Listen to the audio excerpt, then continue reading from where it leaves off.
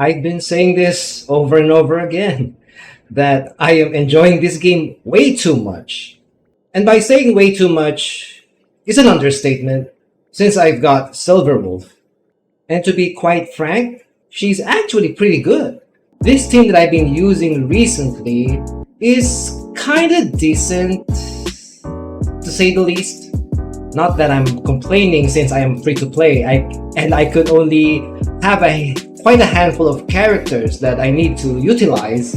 But most of the time I have quite having trouble with other problematic monsters, especially those elite bosses that don't have any weaknesses with my current team. So I definitely needed a character that would change that. And that drastically changed since I've gotten Silverwolf. So in this video, I'm gonna explain how she drastically changed the way I play the game. So let's check her statistics or stats first. So first and foremost, Silverwolf is a quantum character with the nihility path. And she is a debuffer, which means she could put a lot of weaknesses on the enemy. Since she is my first exclusive 5-star character, I devoted my time and resources just to build her up. So far her stats is kinda good for now. I don't need a lot of crit rate. I'm not planning to increase her crit rate since she is not my main DPS or main damage dealer. So you have here the break effect, which is in 18.1%, which is kind of good for me at least. Critical damage at 62.3 if she deals a crit rate, which is kind of abysmal for now. But as I've said, I don't need that crit rate. But what I have focused right now is her speed, which is this sum of at least 134 if you add this up.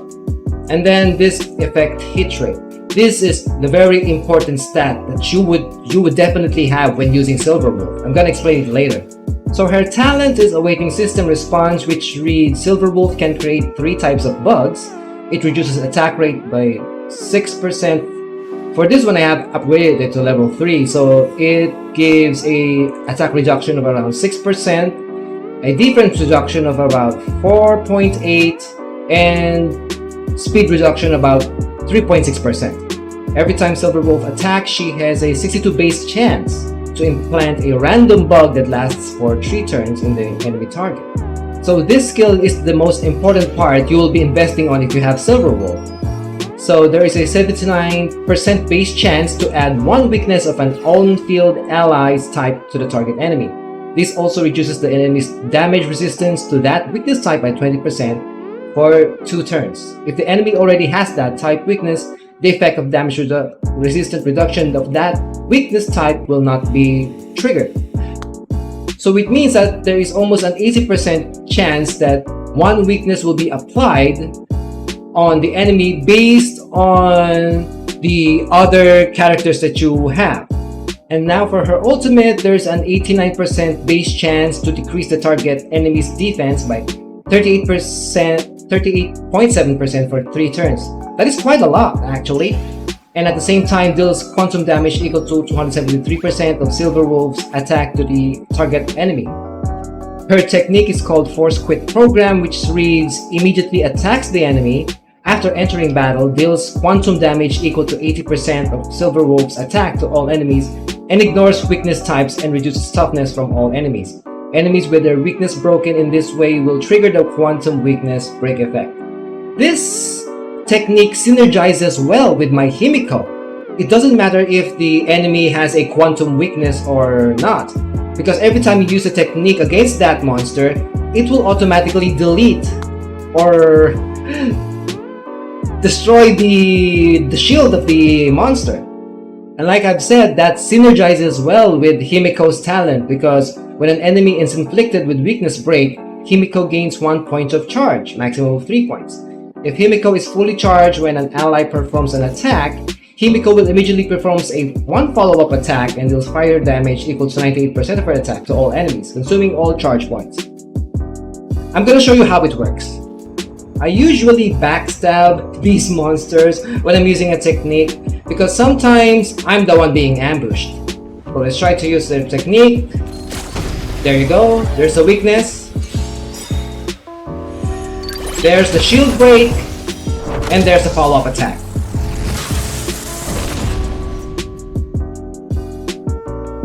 As you can see right here, they are affected by a quantum... I don't know if it's damage over time. I think we could finish these three. Let's try.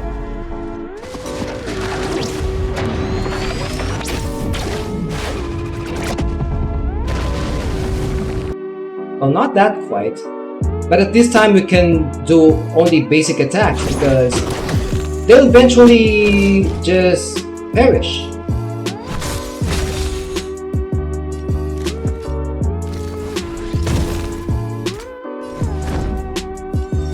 Take a look at this. There's one. There's another. That's it. Now I'm gonna explain even more further why I need the speed stat and most importantly the effect hit rate stat. So as you can see, my speed right here is at 134. Now compare it to my other characters like the Trailblazer, which has only a measly 99, Himiko with only 96, and then with Asta with 110. This is important because you want Silverwolf to be on the top of the sequence before the battle starts, so that you can apply first the weakness debuff to a target monster, so that the other characters will definitely deal damage to it and their weakness will be broken much more faster. I had almost at 120% effect hit rate. This stat is very important to Silverwolf because it will determine the probability of hitting a debuff to an enemy, especially those elites and world bosses, since they have quite a large effect resistance. I think for me the ideal effect hit rate range would be between 110 to 130, I think. Well, it depends on the RNG that you will get in your relics. Do you know how I got this effect hit rate to be this high? So during Silverwolf's event, you can get a free light cone of her. It's okay if it's 4-star, it's free, but you can superimpose it to level 5, which means you can upgrade the effect hit rate stat of this light cone to 40%. That's a lot. So if you are a free-to-play player like myself, I would rather not pull for her signature 5-star light cone because it will drastically lower her effect hit rate. Unless you are a whale, you could summon all over again just to get her around this light cone to around level 5. But for us free to play, that's really unnecessary. I'm quite lucky having this armor relic, which has a main stat of effect hit rate of 43.2%. It could have been better if the RNG gave me another effect hit rate on the additional random stat. That would probably make my effect hit rate around 120. But you know, it is what it is. Now let's talk about the team that I'm using right now. So I call this the mono red team, but to be more accurate, that could be 75% red. So here we have Himiko as my main damage dealer or my main DPS. We have Asta as my support buffer. We have Silverwolf as my support debuffer. And we have the Trailblazer Preservation, which is basically my tank. So my main damage dealer, Himiko, is still a work in progress because I need a body relic that would give me 50% crit rate. You have Asta as my support buffer. She raises attack and speed for all my teammates, as well as she is the one that most likely to break the shield of an enemy. For me, the most important thing about this team is my Trailblazer in preservation mode, because she is the one that sustains the health of my other teammates.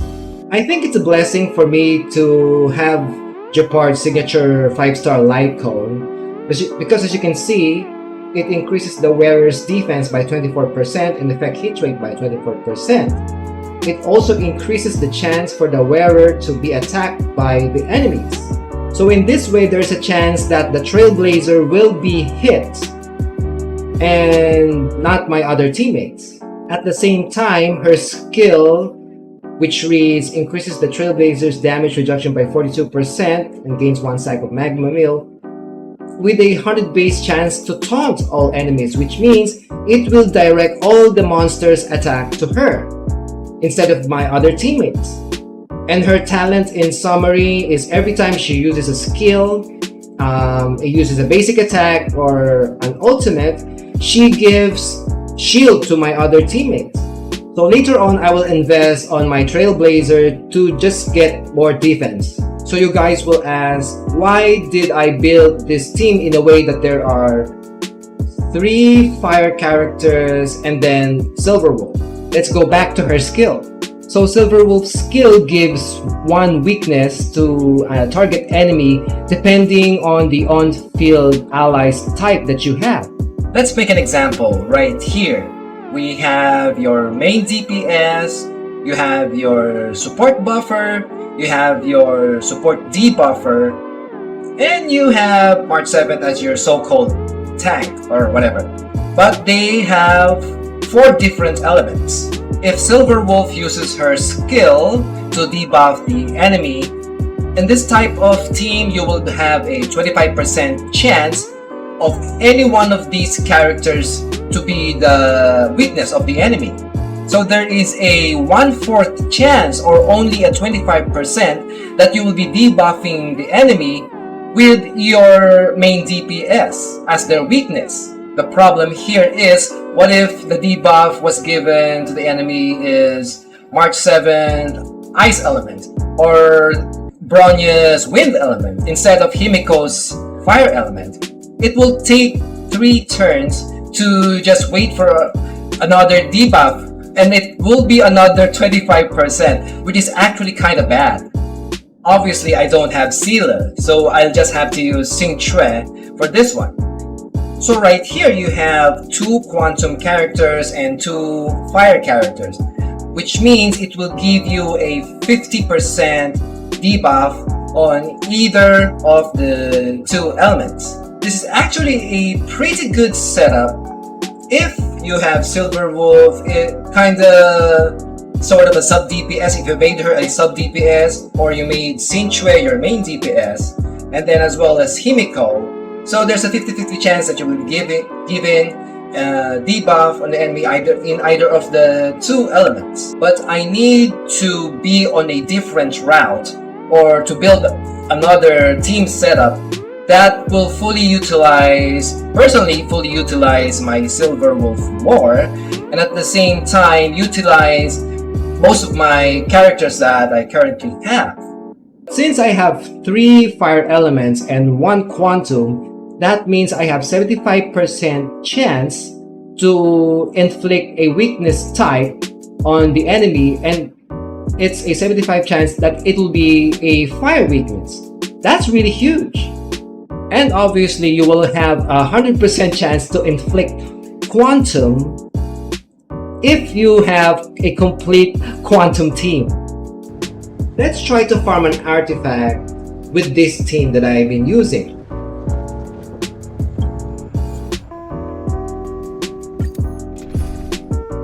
Let's talk about the speed stat that I've been telling you guys. As you can see right here, look at this. Silverwolf is on the top of the sequence, meaning she has the highest speed, and that means she is the first one to attack.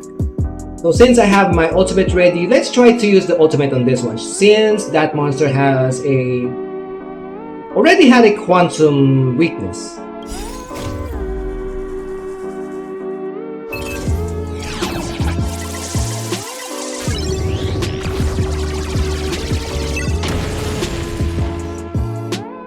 As you can see, the monster's shield is just broken.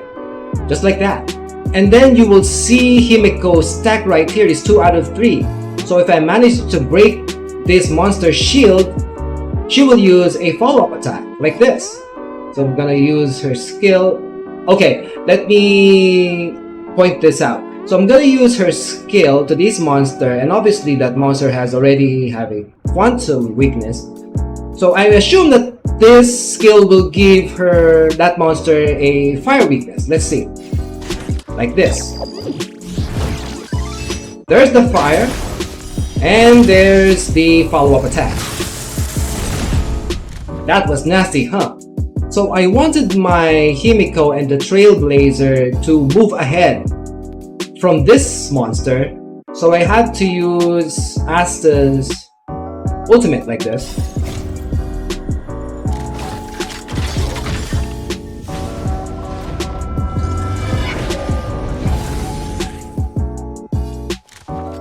And as you can see, my Himiko and the Trailblazer went way up. Let's just attack this, just one bit. I think we can attack with the Trailblazer, the ultimate. Let's try it.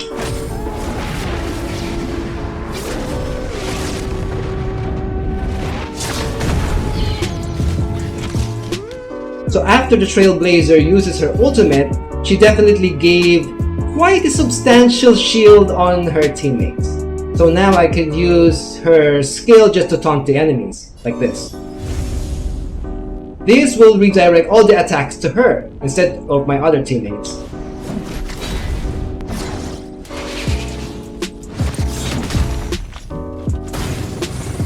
That's one's dead.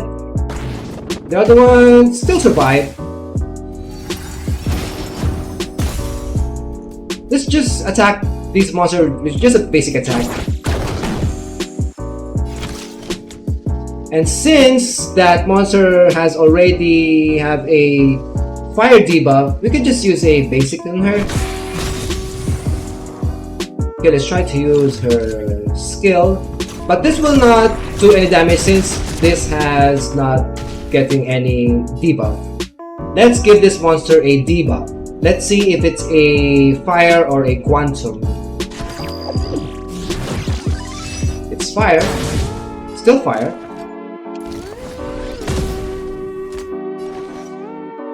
Just basic attack. And then Himiko's basic attack. That's that. Now we have another one. This is the boss. Or an elite boss.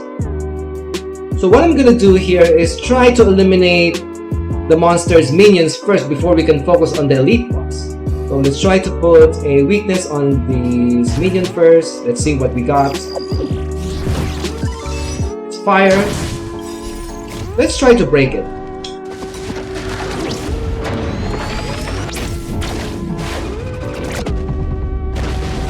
There you go. One down.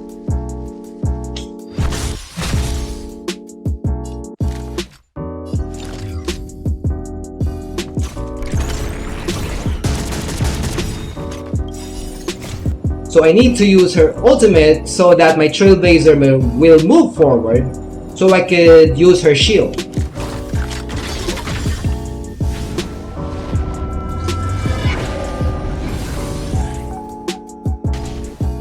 And my Trailblazer moves forward so I could use her shield, obviously. Like this. The monster will attack me. Just a minimal damage. That quite hurt. So let's impair again this one. Okay, I'm gonna use the ultimate on this one.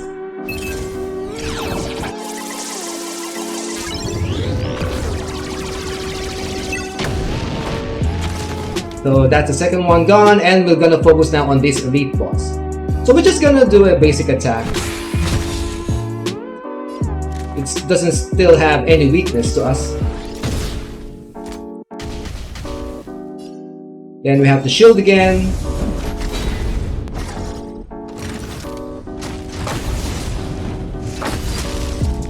That didn't quite hurt a bit for now. So let's debuff this guy. Let's see what we got. It's Quantum. This will be quite difficult because I'm expecting that it will give a fire weakness. But it is what it is. That's a 25%. So we just have to just stall as much as we can. Let's try to debuff it again. Let's see if we could get Pyro, or Fire, for that matter. Okay. It's still... Okay, I get it now. So we don't need to debuff him once he gets a current debuff. That will not work at all. So we just have to stall.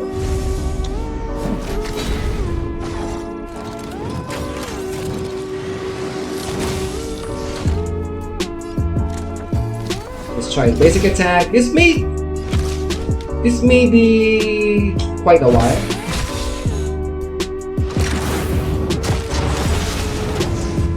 Ouch! So since it does have a quantum weakness, we'll just have to use another skill. And then since I'll be getting her ultimate, then we're gonna use it on this boss. Like this. Then oh my god, that's so bad. I thought I will be getting... Oh my god, that's so bad.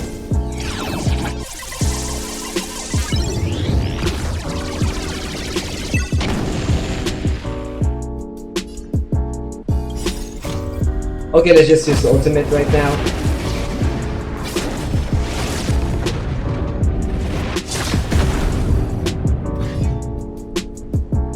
Okay, first of all, I didn't notice that it was a fire weakness. So, out of instinct, I used Silverwolf's ultimate, not knowing that it lost its quantum weakness. So, that's my bad. So, we just have to... Oh, I can use Himiko's ultimate. Let's just do this. I have to work on that, though. I have to be very careful on that. Okay, let's try to break it. Like this. Then Himiko will do a follow-up attack. There you go.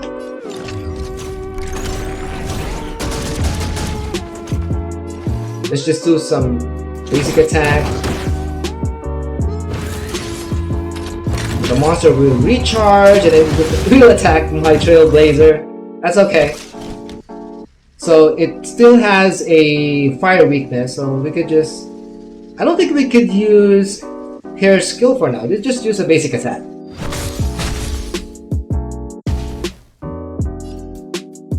Okay, let's just shield up. I don't think I could debuff that monster for now, so I'm gonna use one basic attack. Now Asta, right here, she has a kind of a break effect that will, you know, reduce that monster's weak defense, like this. Then we're gonna use her ultimate. So the other characters will move forward. Almost. Let's just use the basic attack.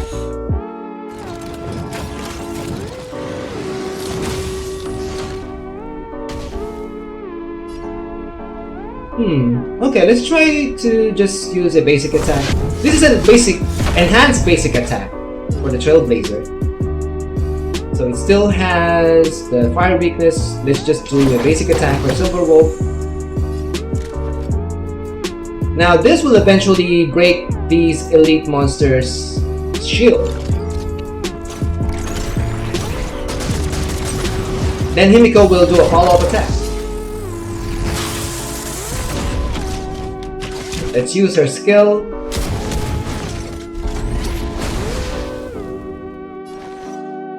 I want to finish this.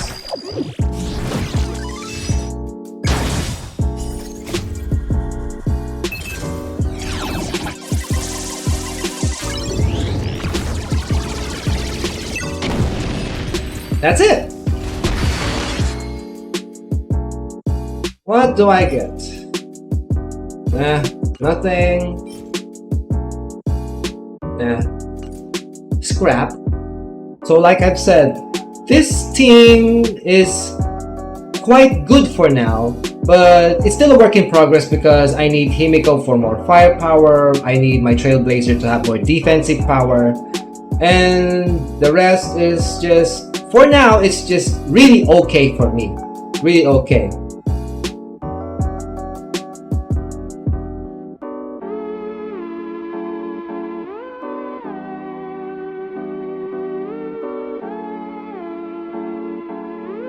If somehow I got bored with this team and I've already built them up and somehow I needed a fresh new team, I could make another team like this. Here is another team that I'm planning to make after I've done with the fire team. And it's the same principle, but it is a physical team, as you can see. You have a tank, Clara, that is somewhat also a DPS. You have Sushang as your main DPS, and you have Natasha, which is the healer. Same principle, you can have 75 chance of debuffing the enemy with a physical debuff or physical weakness. In terms of sustainability, I think this will work as well, like the fire team that I have, because Natasha will be healing all of them. But unfortunately, we don't have a support buffer like Asta on the fire team. This team might work, but I still need to build my fire team. So this team will be benched for now. It will be used in the future, I guess. So basically, you could say that the possibilities are endless while having Silver Wolf in your roster. But you have to consider how Silver Wolf's skills and talent works before you make a perfect team that you can utilize Silver Wolf's abilities way more better. It just so happened that I have these characters that would definitely give me an idea of a team that would revolve around Silver Wolf. So during the course of the game, you'll be seeing a lot of Silver Wolf action. I am so little. What the heck? So I hope you enjoyed this so-called Silver Wolf guide or demonstration. I can only do that much character showcase or character demonstration since I can only have a handful of limited characters. If you've enjoyed this video, hit that thumbs up, like, and subscribe, and I hope to see you next time. Take care always. Bye guys.